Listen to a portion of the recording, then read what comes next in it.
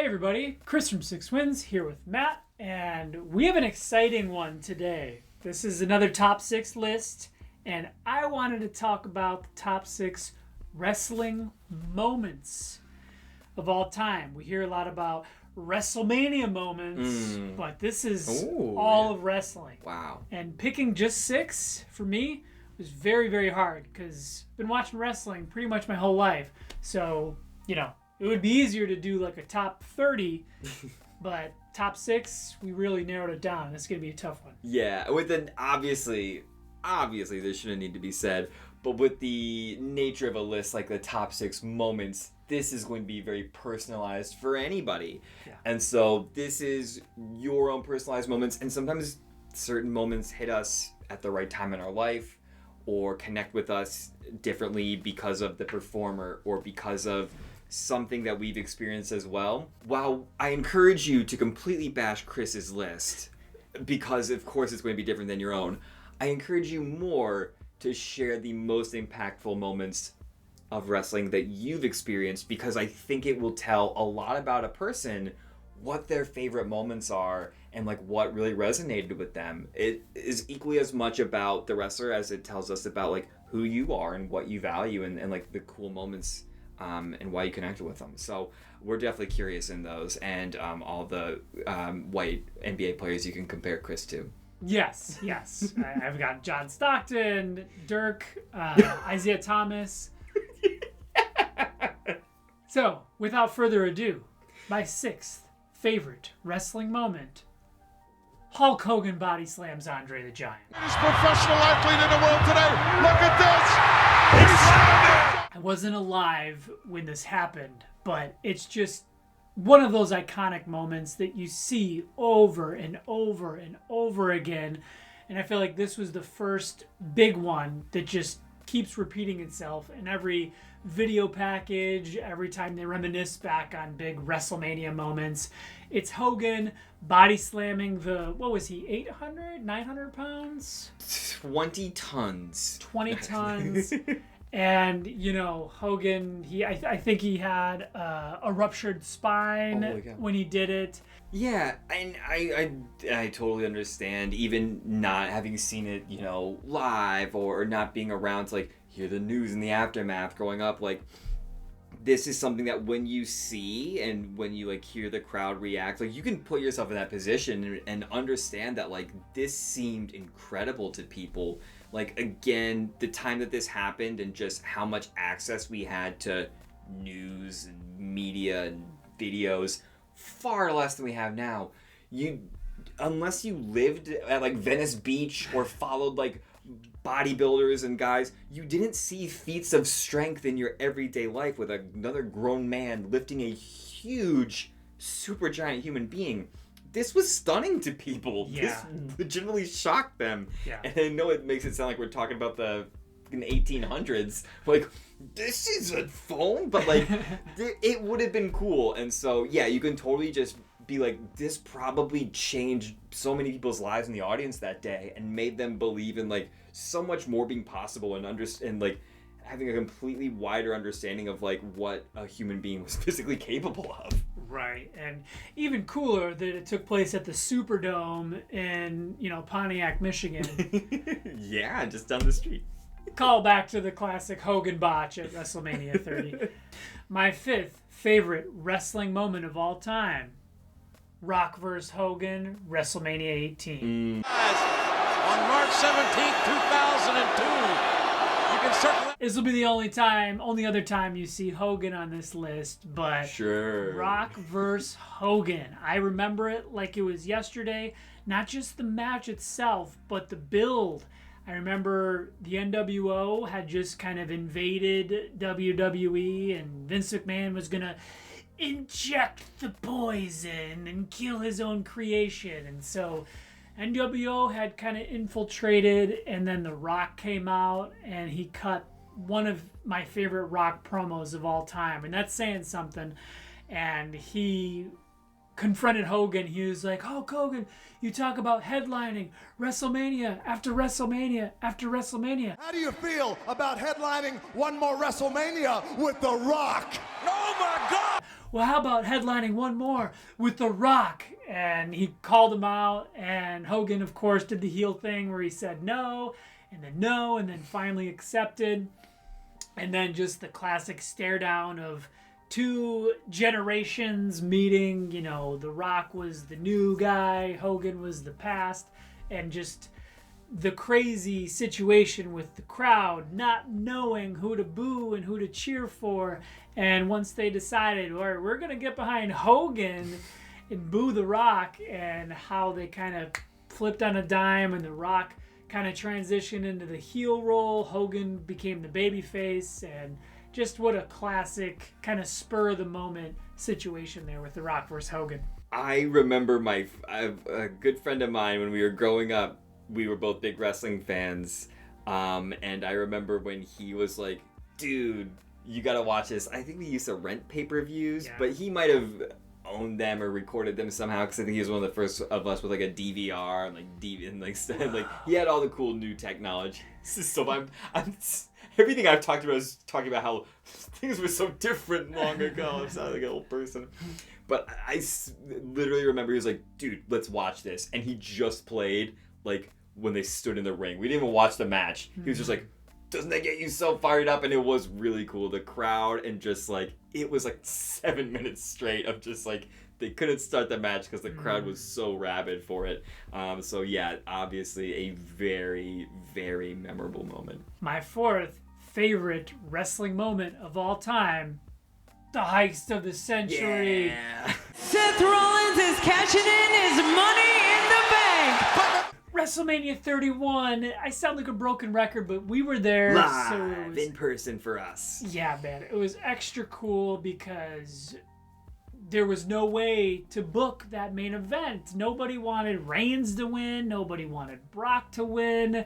So the only way out of it was to actually do the Seth Rollins cash-in and have him win the championship, which had never been done before. And the match was actually much better than people thought it was going to be. It was, I remember Reigns was getting beat down most of the match by Lesnar, and they did a thing where Reigns started like laughing at Lesnar because he could take a beating. So that part was cool. So it was actually shaping up to be a better match than anyone anticipated. But then when that Seth Rollins music hit, we turned to each other. We were like, no way, no way. And Rollins came out, and I like how they had him cash in, but not immediately win the match. They planted that seed of doubt because he kind of hopped right into an F5, right? Yeah. So he went for a stomp, and he got put up in the F5. I believe Reigns speared Lesnar, and then Rollins hit the stomp. Cover by Rollins! Rollins with the title! Won the match, and nobody saw it coming, and just the best way to book themselves out of a corner to end WrestleMania 31. Yeah, Seth Rollins was probably my favorite wrestler at that time, and still one of my favorites. So I jumped out of my chair. I was like standing on my chair, and I think the thing is, and I could be wrong, there are two kinds of people that watch wrestling, but it's much easier when you're sitting at home to like start predicting what's gonna happen, because you're separate from the product because you're watching it, and you're almost watching it. Sometimes, as you watch like a TV show, if you're not fully immersed, it'd be like, oh, I know what's gonna happen next, right? You don't immerse yourself, and so you start predicting, and you ruin the surprise for yourself.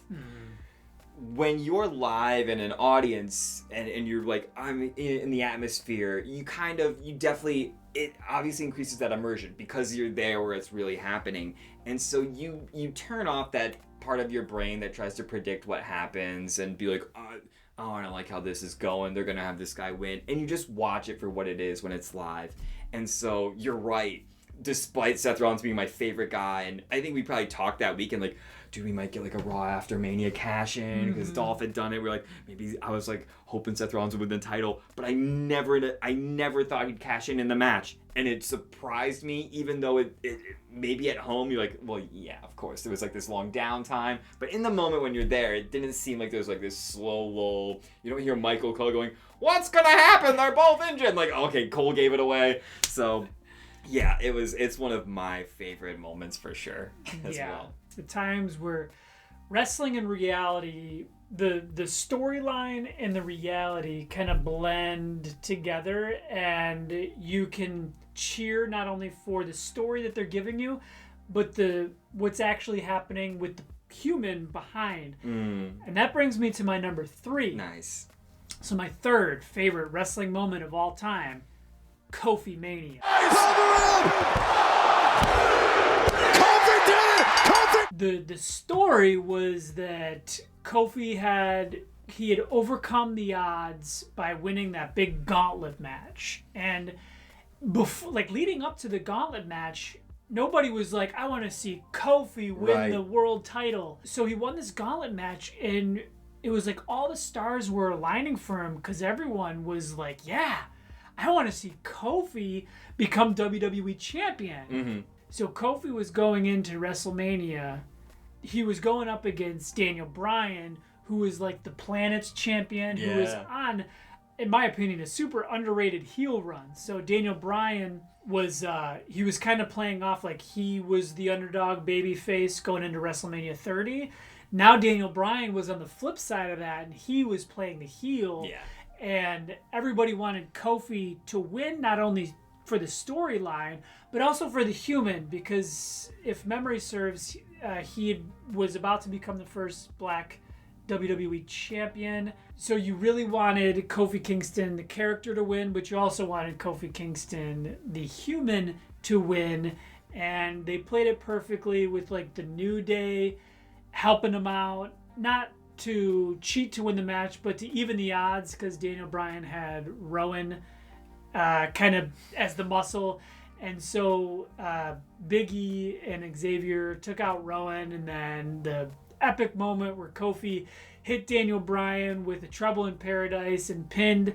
And one of my favorite moments of the moment that kept it all off was just the unveiling of the actual WWE title. They got rid of the one that was made of like hemp. The Planet's champ title. The Planet's champ title.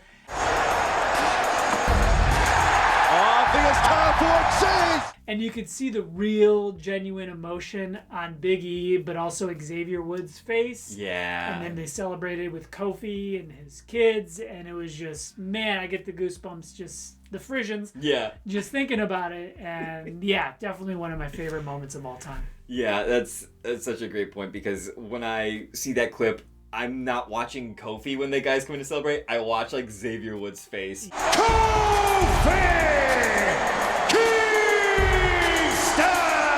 Because you know that, like, as much as this means to Kofi, you can see how much this means to people that aren't involved, and you're cheering along, like you said, not just for the storyline of Kofi Kingston, the wrestler, winning, but you see that, like, this is a person that's worked so hard, that's had friends support him, that's supported friends, and you see that they're so proud of him for doing this and being given this opportunity. And those really are some of like the coolest moments and best moments. So maybe there'll be a couple more that are like that. I could see happening. And Mustafa Ali was supposed to get that spot, but he got injured. So it was even more serendipitous or whatever that Kofi got that spot. And, you know. Yeah, I think it was like a gauntlet match for the last spot in the Elimination Chamber. And because of how well that gauntlet match was booked, and there was a lot of talented guys in there, like Kofi winning, everybody was like, whoa, awesome. And then people were already kind of like, it would be cool to see Kofi actually win this title. But like his performance in the Elimination Chamber match as well, I think he was the last two between him and Daniel Bryan, and Daniel Bryan pinned him and beat him or cheated or something with Rowan. People like during that match got that swell, and that was when it was like sealed in that like, yeah, he's got to get that rematch at WrestleMania. Yeah, we got to see him. Yeah, for sure. So there's 2 left. Yep. Do you have any guesses? Again, what are your favorite wrestling moments of all time? There's a ton of them. I've got guesses. I'm gonna write them down and see if I can get them right. Okay. So while Matt's writing down what he thinks they could be, I'm gonna give you my second favorite wrestling moment of all time. The Undertaker throws Mick Foley off the top of the Hell in the Cell.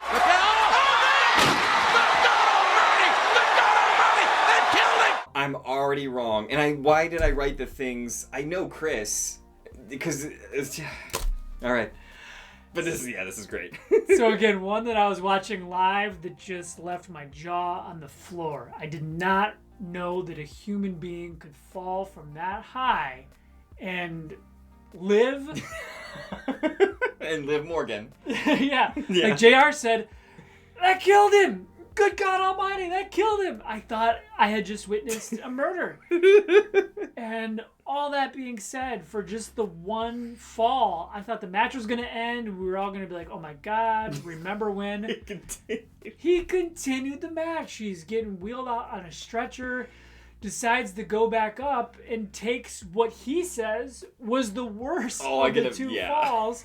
The unplanned choke slam through the cell onto the ring mat, which all the wrestlers gave him credit for as being the more painful one because there's no give. A table at least is going to break your fall a little bit. Take the choke slam. He's got a tooth sticking out through his lip.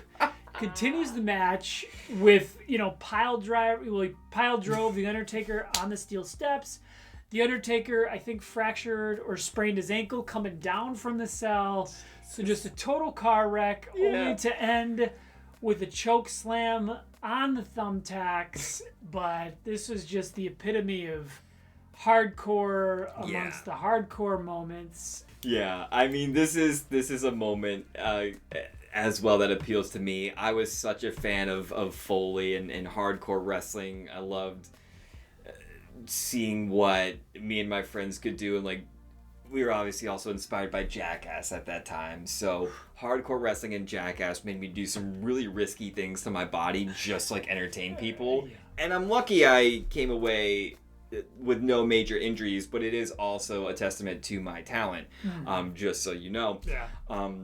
Trained by these stunts are performed by trained professionals. Yes, I honestly I feel like I'm there, but yeah, this is such a legendary moment. It's like the horror version of the Hogan moment we mentioned later. People, like you said, literally saw this and didn't think this could be done to somebody without like killing them. And it definitely altered the course, for better or worse, of like big jaw-dropping high-risk moments in wrestling. I think for better because most guys know their limits, and at the end of the day WWE is still very safe, but I think a lot of wrestlers and performers saw that, want to replicate it or duplicate it or have their own like really high-risk moment, and their bodies, their shape, their size, their flexibility just aren't made for it. Guys like Logan Paul, Seth Rollins they can jump 8 feet and hit a table. They're spry, they're young guys, but they're guys that are just like bulkier, stockier guys, and like it's gonna F them up bad. So like, fortunately we don't have too many bad injuries still, but and the cell spot has been recreated. Rikishi went off, but onto like a flatbread truck. There was obviously cushioned with stuff. Foley did do it again in that match with Triple H where he took a back body drop through, but the ring gave way, and you could tell they kind of set it up for that. Shane's taken a couple of bumps. The one at WrestleMania 32 looked legit, but then he did it again at the Hell in the Cell pay-per-view, and you could tell they had put some parachute or some big bag cushions under there. They kind of helped cushion the fall, but again, one of those that was recreated but never duplicated like it was at King of the Ring 98. Well, I did not have that one. Even though this would have been basically the same thing as Kofi, I put D-Bry as number 2. Okay. But I don't think you'll pick that. Maybe you will. I hope I didn't spoil your number 1. Cut it out if I did. Honorable mention to Daniel Bryan, WrestleMania 30. Cool. The Yes Movement. But without further ado, all right, I'm gonna go for it. I don't know how many will agree. I think I got it. I think I guessed it right then. Okay. My favorite wrestling moment of all time. The Night 2 main event of WrestleMania 40. I nailed it. I put Cody. Oh my. Choke slam! Cody Rhodes versus Roman Reigns. It was like 2 parts to a classic match. There was the technical aspect of the match, the first half, which was great. It was a great match. And then came all the crazy shenanigans that I just absolutely love pro wrestling for. You had all the interference that we knew it was coming. We just didn't know how they were going to do it. In comes Jimmy Uso to help Reigns, and then countered by Jey Uso. Mm-hmm. And they had a great spot that was better than their night one match with Jey spearing Jimmy Uso off the stage. So it was like, okay. Then Solo comes out, and he's counteracted by John Cena. Yeah. So it's like, okay, now they're starting to get bigger and bigger. Cena takes out Solo. And then The Rock comes out. And just seeing The Rock and Cena face to face again, it was like, the once, twice, thrice in a lifetime face off, and The Rock takes out Cena. So it's like, okay, what's going to happen next? And then they threw the curveball. The Shield's music hits, and we're all like, no way. Now, Dean Ambrose didn't make a surprise appearance, but it was a cool callback to when Seth Rollins told Cody he was going to be his Shield. So he comes out to the Shield theme, gets immediately taken out, which I kind of chuckled at. Yeah. And then Rock was about to, whip him, and then The Undertaker comes out, evens the odds, takes out Rock, and by that point we're like, oh my God, what else could happen? And then they tied those long-term storytelling threads where Reigns has a chair and he can decide, do I win the match against Cody, or do I avenge this 8-year-old resentment I have at Rollins? He turns his attention towards Rollins, takes out Rollins to give Cody enough time to get in there, hit the triple crossroads. Finished the story!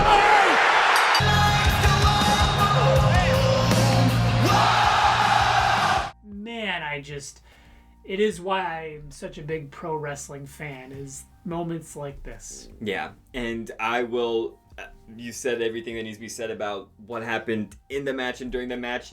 I'll also just shout out the end, the post-match celebrations. Yeah. Famously, obviously, of course, or most recognizably, Samantha Irvin having a hard time even announcing Cody as the winner because of the emotion that everybody was feeling. Not just seeing the kayfabe storyline play out, but knowing how hard everybody worked to make that story and make that moment as special as possible. That's why the night after Raw, people were cheering Rock and cheering for Roman. Everybody did such an amazing part to make that moment happen. And that's always so cool because it's one thing for one person to be really awesome at something and they can impress you with whatever they do, but it's so hard to get people of different talent levels, but major talents, but with egos and always wanting to be the best, on the same page to work together to something and have it stick. So many times group projects falter because of ego or not being on the same page, and it happens in wrestling, it happens in your school projects, you kids. So I think when you see it and everybody's proud of what they've done, I get vicariously so proud of them, and I'm like, yeah man, good for you guys. Right. And then you had all those baby faces sharing the ring. Like, when was the last time you saw Cena, Orton, Cody, Punk, Sami Zayn, Kevin Owens, all these, Triple H gets called down by Cody. Yeah, it was just perfect example of storyline meeting reality. And kudos to Rock, who came in, and the plan was to have Rock versus Roman, and Rock could have barreled through with his ego, but he was like, well, no, let's go heel and let's make this moment to remember. And not to sound cheesy, but hats off to The Rock for listening to what the people wanted and playing into that. How different everything could have been if they just said, nah, we're gonna barrel through with this, and would we still have gotten a pretty cool match and a pretty good moment?